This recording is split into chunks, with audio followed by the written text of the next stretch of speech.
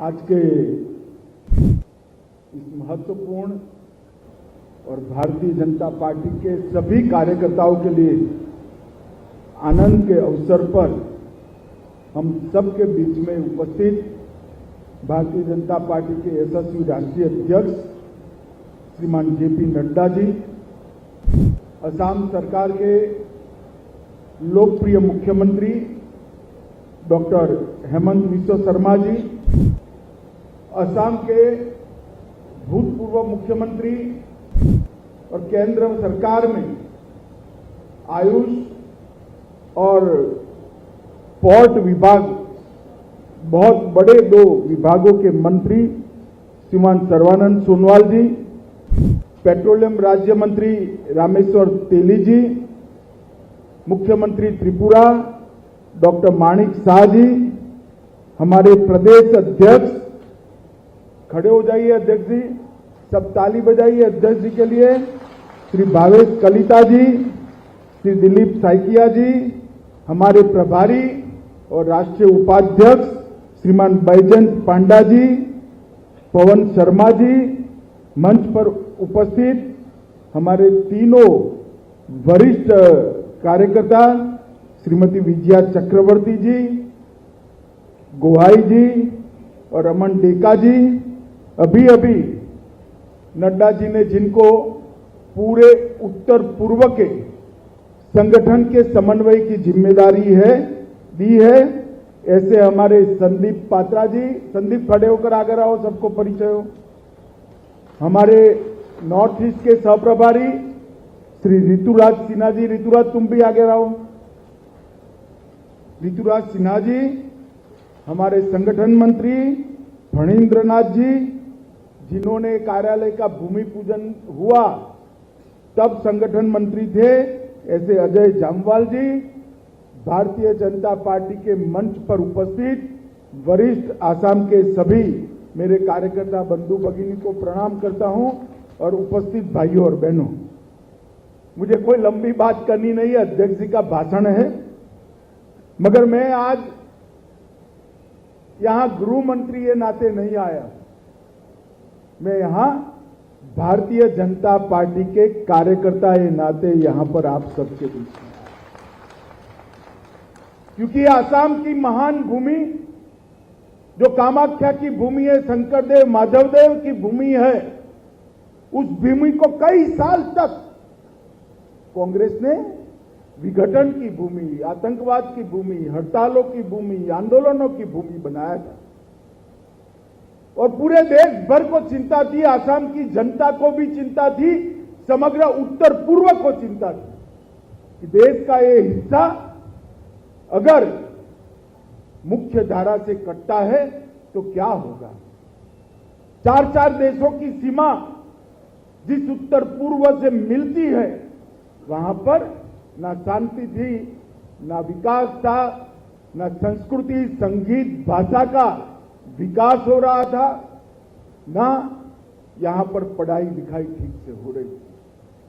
मुझे आज बहुत आनंद और हर्ष है, 2014 से लेकर 2022 के अल्पकाल के अंदर आज पूरा नॉर्थ ईस्ट और हमारा आसाम विकास के रास्ते पर चल पड़ा है।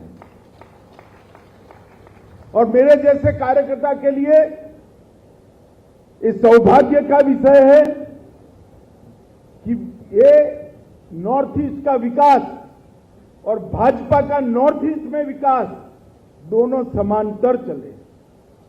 आज ये सब वरिष्ठ कार्यकर्ता यहां बैठे हैं, मैं भी यहां विद्यार्थी परिषद के कार्यक्रम में आया था, कल ही हेमंत जी को कहा, बहुत मार मारा था हमें हितेश्वर साइकिया ने और नारे लगाते थे, असम की गलियां सूनी है, इंदिरा गांधी खूनी है, बहुत पीटा था। उस वक्त कल्पना नहीं थी कि भारतीय जनता पार्टी कभी अपने बूते पर असम के अंदर दो बार सरकार बनाकर यहां विकास का रास्ता प्रशस्त करेगा। और आप देखिए साहब, मैं भूमि पूजन करने आया था, सर्वदा के कान में कहा था, सर्वदा भूमि पूजन तो करा रहे हो, ये पूरा होगा क्या? क्योंकि हेमंत जी ने बहुत महत्वाकांक्षी प्रोजेक्ट लिया था 6 मंजिले का मकान, वो भी असम के अंदर, नॉर्थ ईस्ट का अलग कार्यालय। फिर भी मैंने तो भाई ईश्वर प्रार्थना कर कर भूमि पूजन किया था। आज मुझे बहुत हर्ष है कि आज वो 6 मंजिले का इमारत यहां खड़ा है। भारतीय जनता पार्टी के कार्यकर्ता के लिए कार्यालय कोई भवन नहीं होता है। कार्यालय भावनाओं का एक पुलिंदा होता है, सिर्फ भवन नहीं होता है। यहां कार्य का आलय होता है, यहां कार्य का रेखांकन होता है और यहीं पर भारतीय जनता पार्टी असम और पूरे नॉर्थ ईस्ट के विकास की योजनाएं बनती है। भारतीय जनता पार्टी का कार्यालय और कोई पार्टी के लिए ईंट चूना पत्थर से बना हुआ मकान हो सकता है, भारतीय जनता पार्टी के कार्यकर्ताओं के लिए ये मंदिर से कम नहीं होता है। मित्रों, आज ये भव्य कार्यकर्ताओं के मंदिर को यहां देखकर मुझे मन में बहुत हर्ष हो रहा है। नड्डा जी यहां बैठे हैं।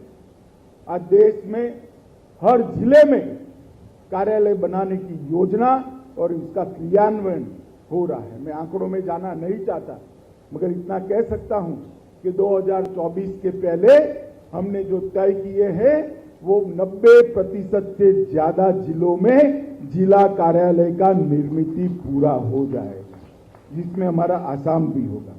मित्रों, यहां पर भारतीय जनता पार्टी के विकास का इतिहास अद्भुत है, त्याग और बलिदानों से भरा हुआ है। अभी हेमंत जी ने अपने भाषण में कहा 80 के बाद श्री कविंद्र पुरकायस्थ, रमन डेका भी यहां पर उपस्थित है और हरिपाद देव, लेखेश्वर गोहेन, बंगीश दास जैसे कई कार्यकर्ता सारों को आज मंच पर बुलाया है। वो हमारे लिए हमारे संस्कार का एक अद्भुत प्रकार से संस्कार को संचित करने का प्रयोग है।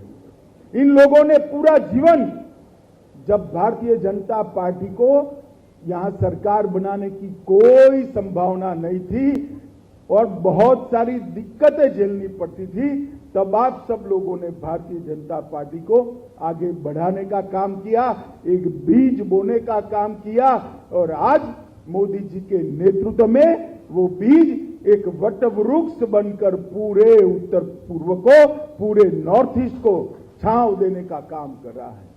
मोदी जी ने जिस तरह से नॉर्थ ईस्ट को विकास के लक्ष्य तय किए, विकास के लक्ष्य के साथ साथ एक भव्य पुरुषार्थ किया।